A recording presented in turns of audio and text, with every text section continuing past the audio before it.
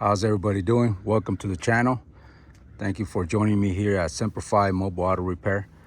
Today we got a 2014 Chevy Camaro SS with a LS 6.2 liter engine, a beast of a power plant.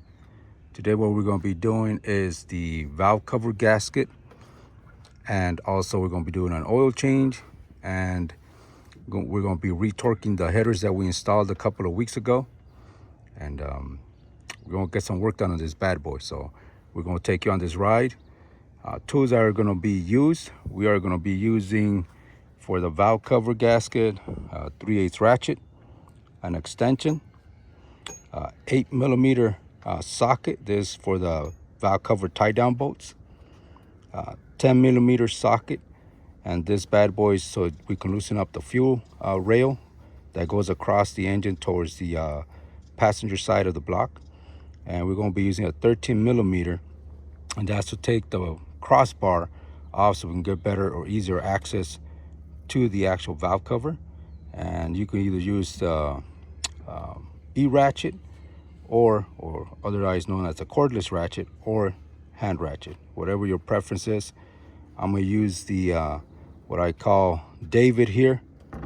This little bad boy's got a lot of power. We're going to use this to remove the brace on the strut towers. All right, let's get to it.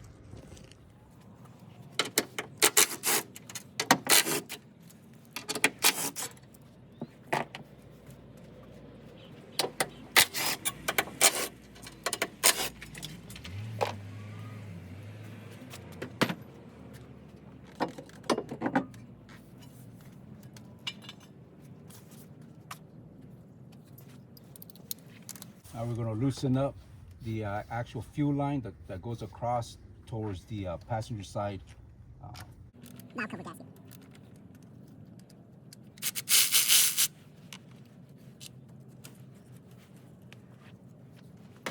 Usually like to do in this situation, especially with small nuts and bolts, I used to like just screw them back in so I don't lose them.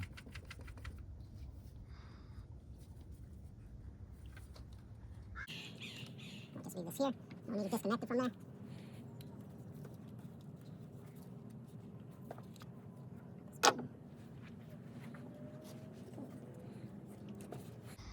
We're going to disconnect the ignition coils, the wires themselves.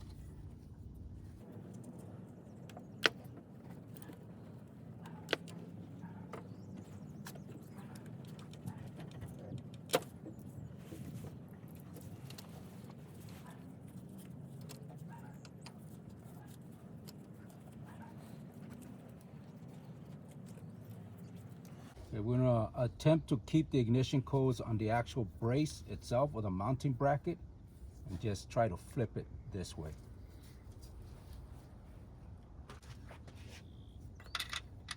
For this one, we're using a 10mm deep socket.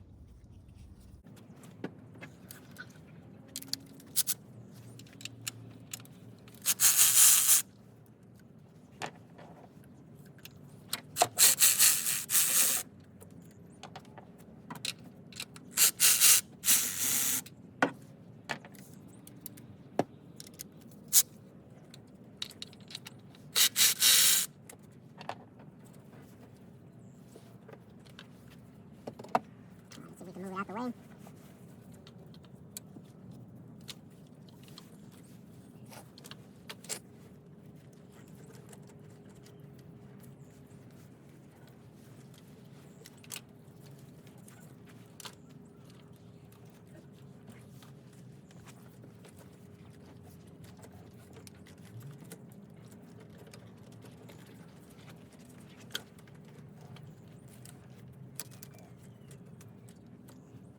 This should give me plenty of room to move that valve cover gasket, so I'm just gonna tie this down with a bungee cord.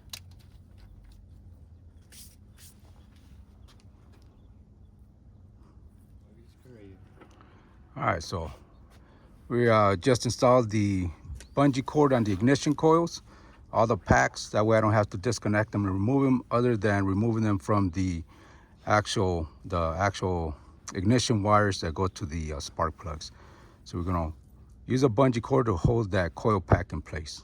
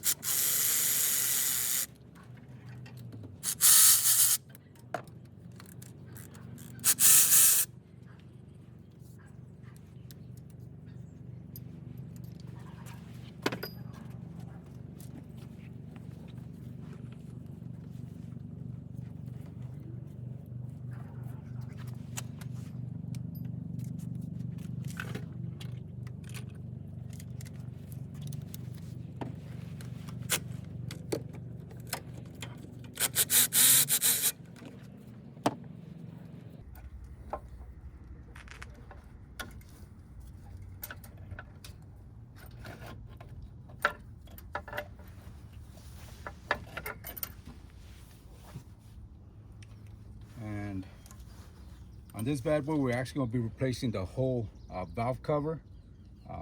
It doesn't need it, but it's per the customer request. He just got a whole new set of valve covers and gaskets, so we're going to be replacing them as well. So what I'm going to do before I install the valve cover, I'm going to prep the surface area, just clean it out. If there's any material in there, just remove it. But so far it looks good. The actual mating surface is really clean.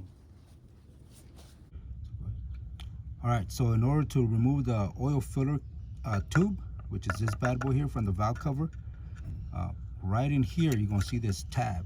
So you're pretty much gonna get a small pick or a small screwdriver. Just put it in, wedge it in there, and then you're just gonna pull that little tab out, and then rotate it, just like that. And then the tube comes out, and that's it. And then to install the filler tube is the opposite. You're just gonna find a spot and then just screw it in, and it's gonna click right there. It's done. All right, so now we're gonna be installing the new valve cover and gaskets all together, one piece.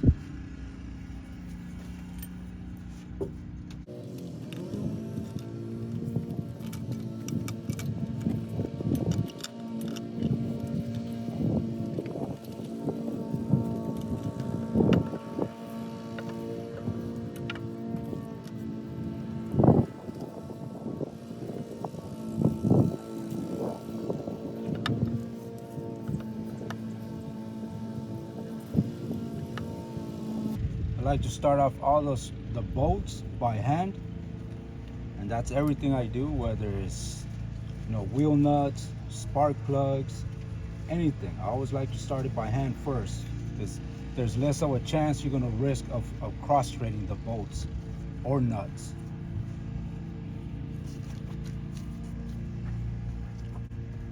What we're going to do is the torque is going to be 8.8 foot-pounds of torque. And we'll start from the center and make our way out.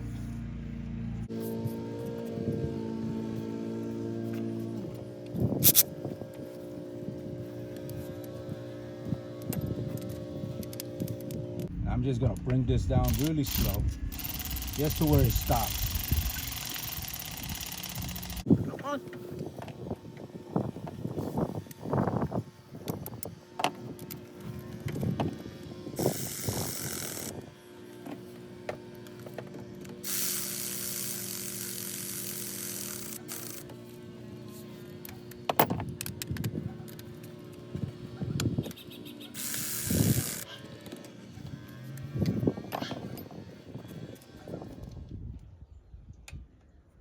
So we'll check them one more time.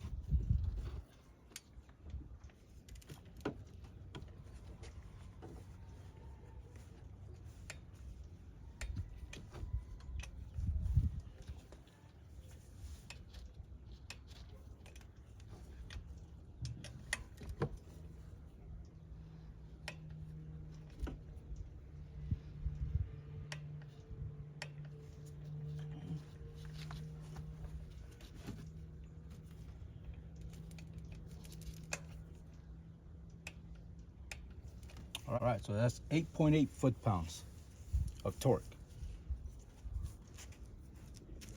One good thing to do also when you got this exposed, just put a rag in there or a towel. That way nothing goes in there, because it's gonna be a bad day something goes in there. All right, now before I mount the actual ignition coil bracket back on the valve covers, I'm gonna take the time right now to just take a look at the torque values on the headers that we installed a couple of weeks ago.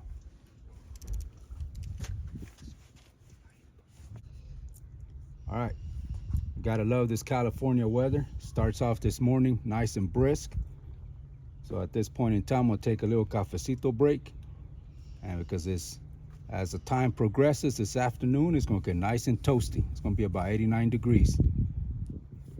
So without further ado, I'm gonna have a little coffee break, then I'll install the ignition coil pack.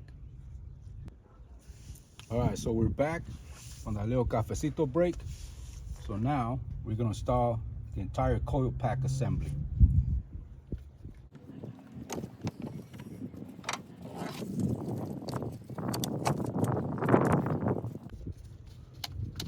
Being very cautious not to force it, because this is the fuel line for the entire engine. Just gotta be careful you don't mess with it, crack it, break it, or anything like that. If you do, it's gonna be a bad day.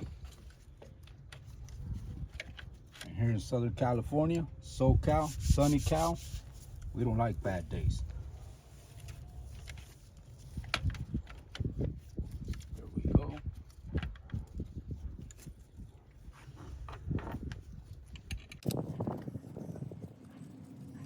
Look at that. That's just right.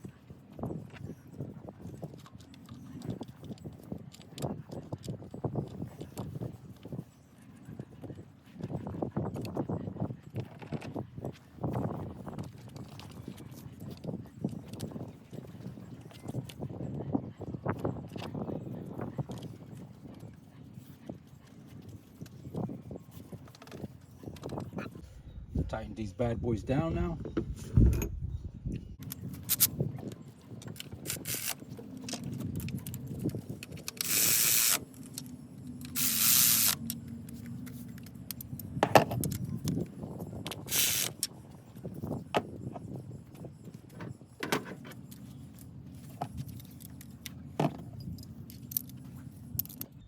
All right, so the actual mounting bracket for the ignition coils, we're just gonna do a hand tighten. Just give it, once they're hand tightened, I would say just do like a, I would say like a 45-degree turn, right about there, nice and tight. That's all we need. It's perfect. There we go.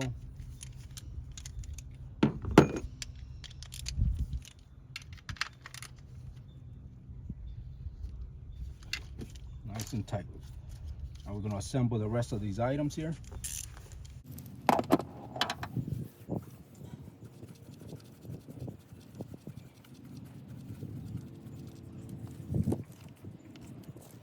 Wiring harness back on the mounting clips. Fuel line clips back in place.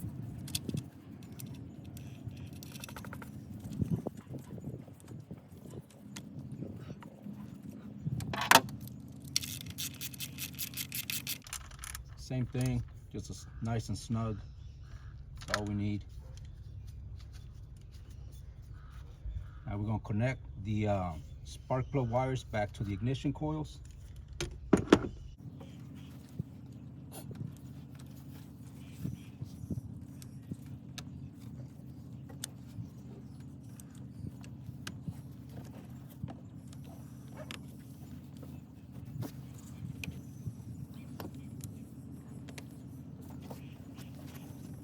I'm going to put the filler cap back on.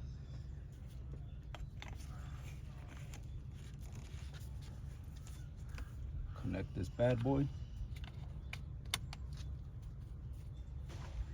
Now what we're going to do is we're going to do a quick startup to see, just make sure there's no issues with it. And we're going to proceed to do an oil service. We're going to change the oil filter. We recently replaced the air filter, but we are going to change the cabin air filter. All right, nephew, go ahead and start her up.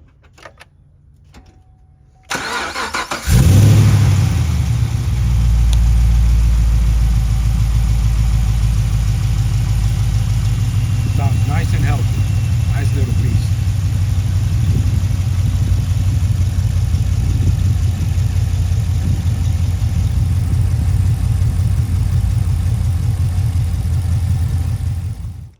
All right, so we're going to be trying this crossbeam for floor jacks. I actually got this about 2 days ago. I used it to do a fuel filter assembly on a 2002 Dodge Grand Caravan, where you have to drop the fuel tank a little bit. This bad boy came in handy. It just held that fuel tank nice and snug. I was able to drop it down about 2 inches, which is all I needed, to get it done. Now we're going to use this to lift up this beast of a car. That way we can lift it up at the same time and put some jack stands underneath and be able to do the oil change.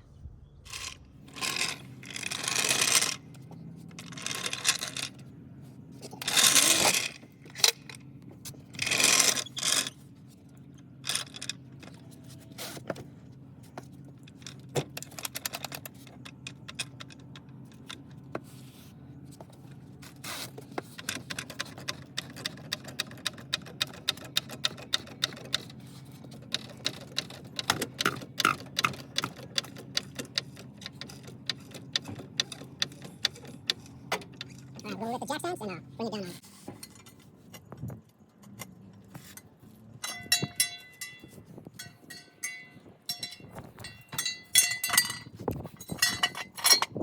Now we're going to bring this beast down on those jack stands.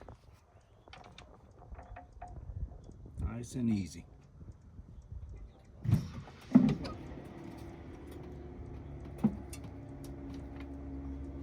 we go. This cross beam makes a lot of things so much easier. Highly recommended. All right, so since we're going to be conducting the oil service now in this vehicle, all you're going to need is a ratchet, small 3/8 extension, 15mm socket, and just your small regular oil filter wrench to get to the bad boys. So we're going to go underneath the vehicle and execute this oil change. Let's get it. An oil catch pan to catch all the oil as well.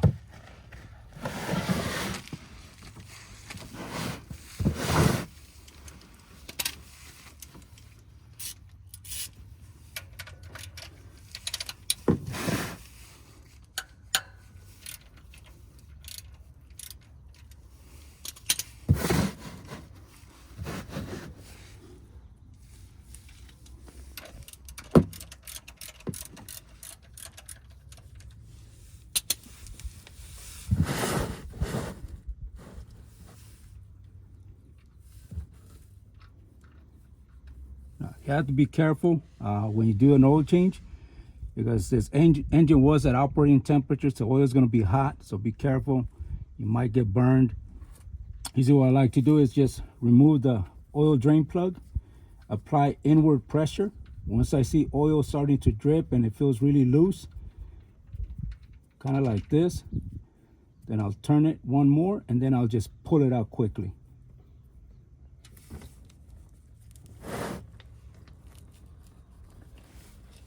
Have some paper napkins or shop rags.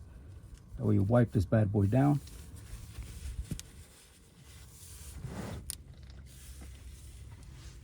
I did remove the oil filler cap from top. Then that just ensures that there's a smoother flow of oil as you're draining it from the oil pan.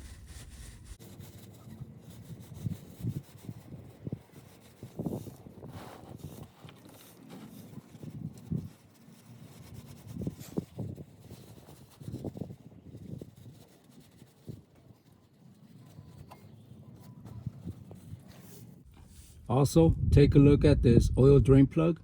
Look at that seal, that rubber seal. If it's torn, cracked, you definitely want to make sure you replace the oil drain plug, because it's definitely going to be a source of slight leak. Depending how bad it is, might be a big leak, but just verify and make sure it's not dry, brittle, cracked, or torn.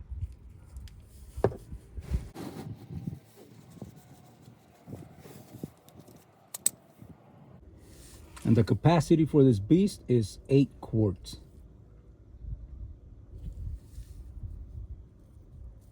So we're just gonna let it drain. Then we're gonna get the oil filter that's in the back. All right, so at this junction, you normally wanna let it wait till it starts to drip. But I'm gonna go ahead and put the plug back on. Well, it actually started dripping. Put this bad boy back on.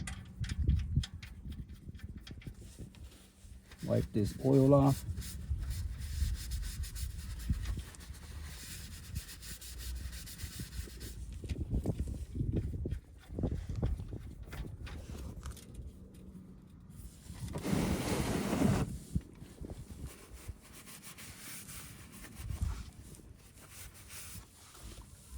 We're going to torque this oil drain plug or bolt to 18 foot-pounds.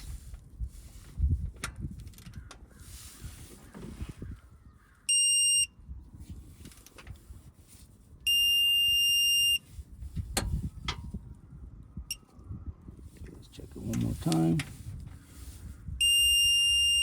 There we go. So it doesn't take a lot.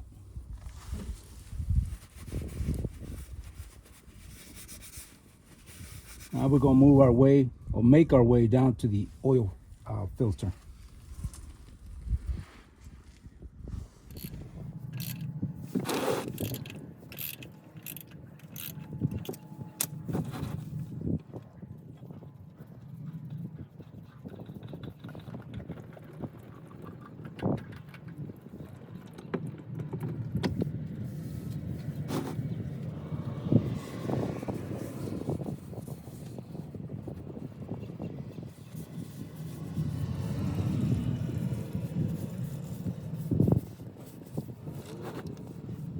It's done draining from this area. As you go in here, just wipe this oil filter housing area clean. Make sure there's nothing in there. I'm looking for debris. I'm also making sure that on this filter, I should be able to see it better on the new one. That seal, that rubber seal, is actually on the old filter as well. If it's not on the filter and it's up there, you have to remove it before you install a new filter or oil filter, because if not, you're gonna have a drastic oil leak and it's gonna be a bad day. Now, before you install this, make sure that you lubricate the seal. Get fresh oil and lubricate it, kind of like I did on this one, before you install it. If not, there's that propensity that with the heat up here, that gasket will seal or bind to the actual oil filter housing, and that's bad as well. You have a hard time taking this off.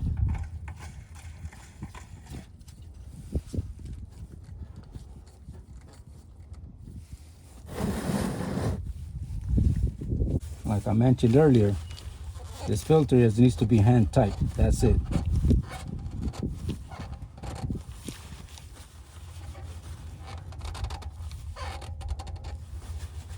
Now, if you find yourself that you don't have a lot of hand strength, okay, once it's nice and tight, get the oil filter wrench and just do a quarter of a turn, and that's enough. There we go. All right, now we're gonna move top side and add the oil. This bad boy, like I mentioned earlier, takes 8 quarts.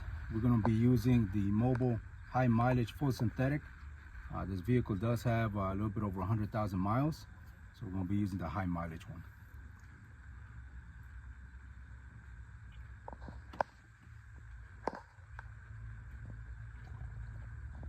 Bad boy looks just like honey.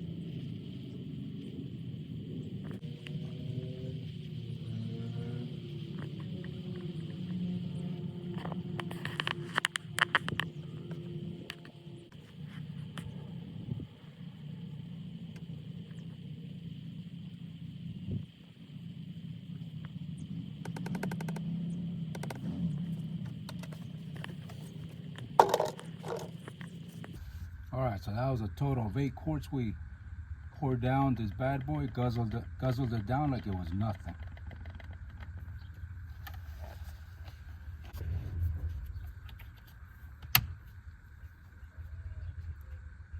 What I'm gonna do is have my nephew start this bad boy up, and then we'll check for any oil leaks. All right, so this is what we've done thus far.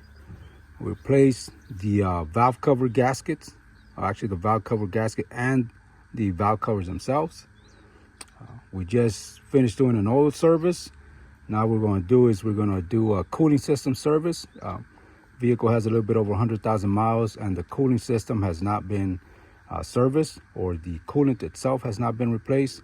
So we're going to flush out the system and then vacuum fill it. So we're going to get it.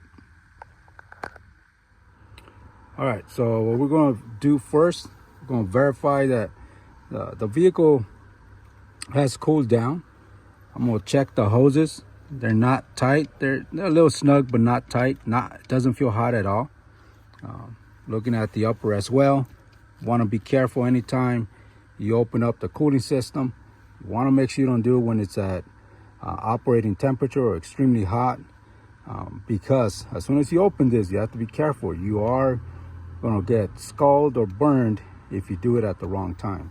Right now, this vehicle is lukewarm. You know, the hoses are not tight. They're nice and soft. You know, so I'm gonna gradually open this. Make sure you know your hands are not bare. You know, gloves, towels, something, just in case some hot liquid comes out, you don't get burnt. So just gonna gradually turn it.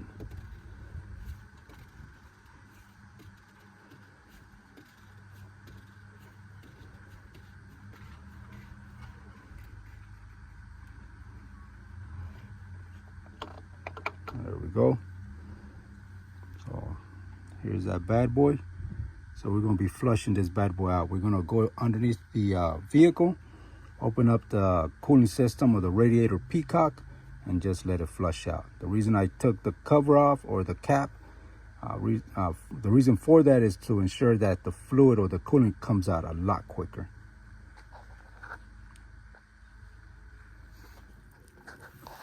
All right, so I'm going to bring you guys in here. Pretty much what I'm going to be loosening up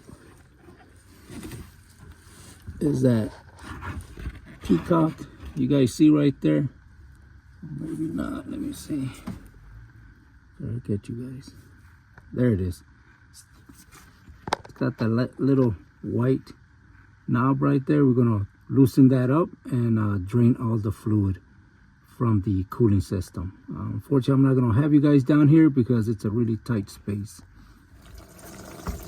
Okay, since I can't get you guys down there, but pretty much you see all the coolant coming out. So we're just capturing it in this container. Just let it drain, and then we're going to refill this bad boy up and get this bad boy going. All right, so now what we're going to do is, since the cooling system's completely flushed out, we're going to vacuum the whole cooling system, take it down to negative 27 inches of water. After that, we're going to seal it for about 2 minutes, make sure we got no leaks whatsoever. Then after that, we are going to vacuum fill this whole cooling system. All right, so let's get it.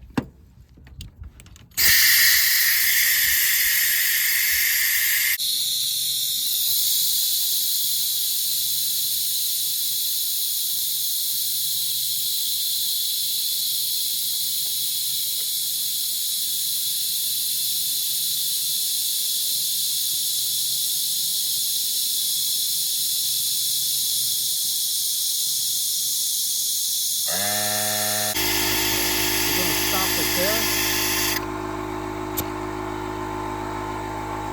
We're just gonna watch it for about a minute.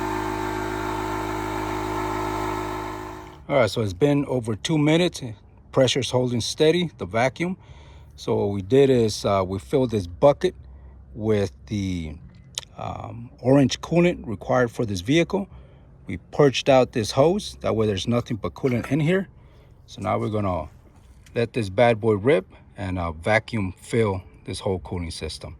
So what's gonna happen, as soon as I open this valve here, that vacuum is gonna suck in all that fluid, and this needle is gonna go all the way down to zero. When it's at zero, pretty much the whole system's filled. So here we go.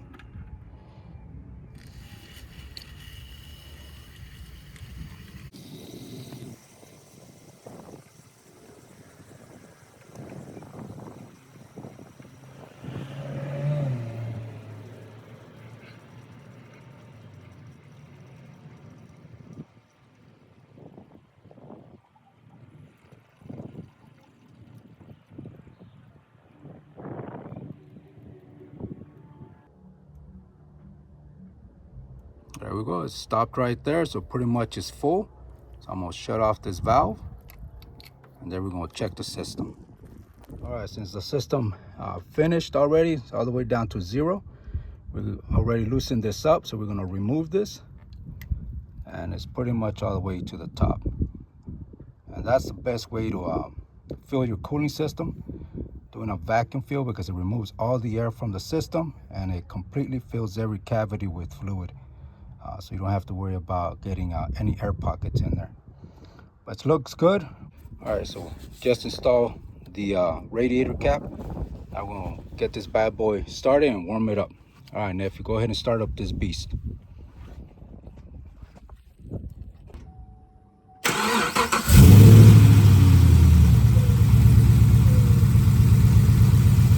All right, so we're gonna let it come up to operating temperature and see how it does.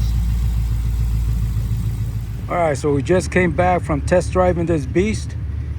Oil change has been done. Valve covers and gaskets replaced. And we did a whole cooling system flush. Bad boy's running nice and sweet. Cooling system's at operating temperature, no issues. But thank you guys for joining me. Till the next time, like, comment, subscribe. Let me know what you thought. If you have any questions, feel free to let me know. Till the next one, you guys have a good one.